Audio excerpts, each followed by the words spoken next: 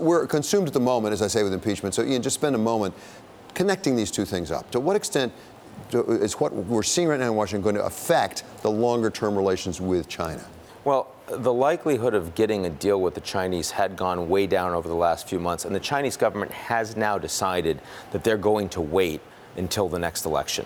The fact that Trump is going to be consumed, not just distracted, consumed with internal impeachment, the fight of his life, means that the bandwidth to actually get something meaningfully done one-on-one with Xi Jinping has gone from low to virtually infinitesimal. So I do think that the market should understand that. Well, so when let's put up the three alternative scenarios you see kind of developing here. And the most likely, from your point of view, for Vontobel and for Eurasia, is basically an extended dispute with China. This goes on for some time. A second one is we work with our allies. The U.S. works with allies to try to bring something about. The third, actually, is a deal. The least likely. By a long shot, according to the deal. By really. a long shot. So talk about that first one, a lengthy struggle. What does that mean for an investor, Doctor? What that means for an investor, that it will seriously start to impact the design of the global value chain. So investors have to start to think seriously, will this bifurcated world lead to an environment where the markets that companies have access to will actually be split?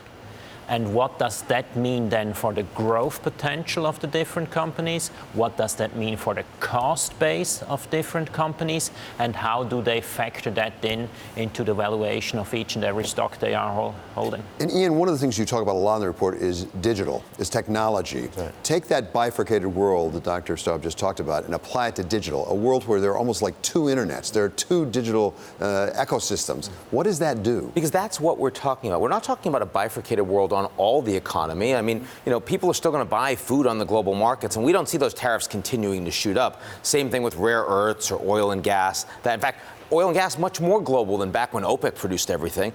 But when you talk about the digital economy, which is right now the smallest piece, but it's the fastest growing, it's the most strategic, it's the most important, this is going to be no longer a globalized world. It's going to be a U.S.-driven set of standards and a Chinese-driven set of standards that right now is about things like, the internet and social media and voice recognition.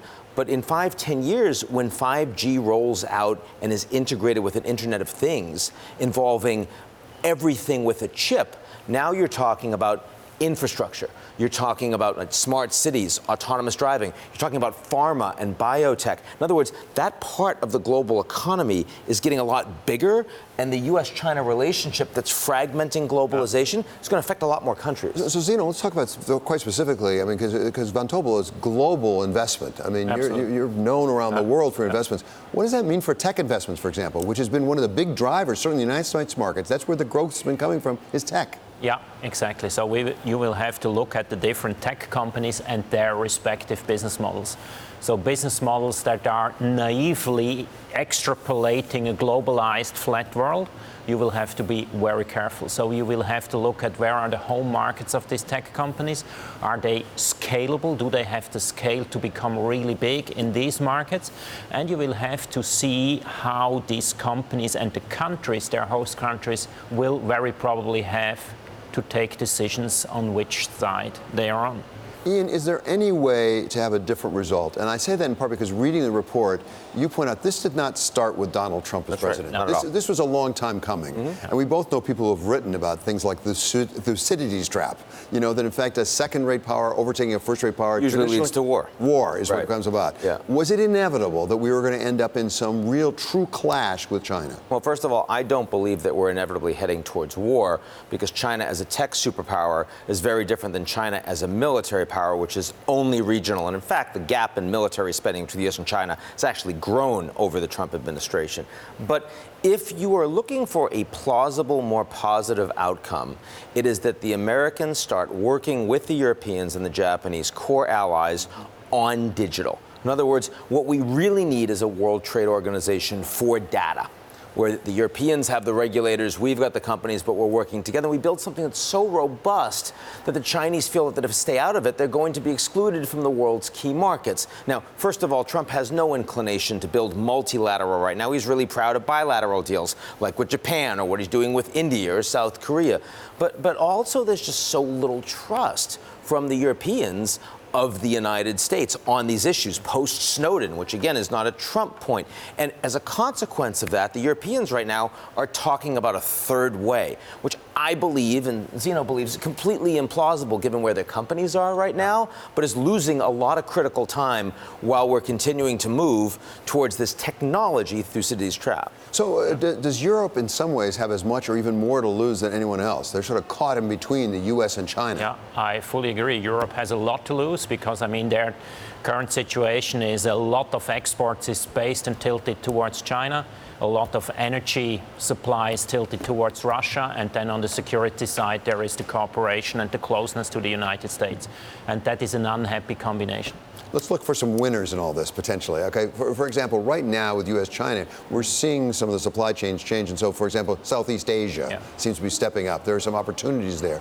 You know, are there some winners sort of off on the sidelines? Well, I mean, clearly the companies that are going to be closest to the United States, countries closest to the Chinese, are going to see an advantage, a first mover advantage. And there's a reason why the UK, even though it's a special relationship with the U.S., wanted to be the first of the Europeans to sign on for the Asian Infrastructure Investment Bank when the Americans said no. So back then, Cameron, Osborne thought that they'd be able to benefit mightily from the Chinese as a consequence. So you'll see some of that.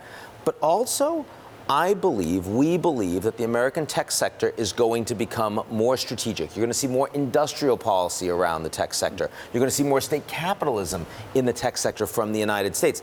That means that the companies that are fastest to understand that, it's not Facebook. It's Microsoft, it's Amazon, that really orient themselves towards Washington and towards a more patriotic, we're going to ensure that the American policy is supported by big tech.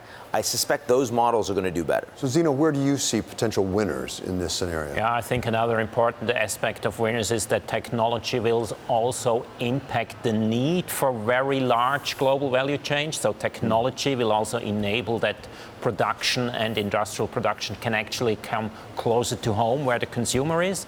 So look into nice companies and opportunities in neighboring countries of the two big hubs. Look into the neighbors in the Americas to the U.S. Look into the neighbors of China in Asia. Does China basically think they've grown big enough now they don't need us the way they did when they had to come into the WTO? No, but they feel like they must get to that point. Their single lesson that they've taken from the last year of dealing with President Trump is that they can never be so vulnerable in terms of ZTE or Huawei, the tech companies, to the Americans hit them again. They have to work as fast as possible to be able to build their own semiconductors as opposed to importing 90%. And if they can't do it, they have to ensure the places they get them from, they actually have control. Places like Taiwan, places like South Korea, that's where they want to go. So, Zeno, I'll leave it with you with a softball question teed up for you. In this world, passive versus active investing, because there's been such a shift toward passive investing and go with index funds. In this world, do you need to be light on your feet? In this world, only active works because passive was driven by things that come to an end. Loose monetary policy, a flat world, and global rule of law supported by American might. Now it's back to make your calls.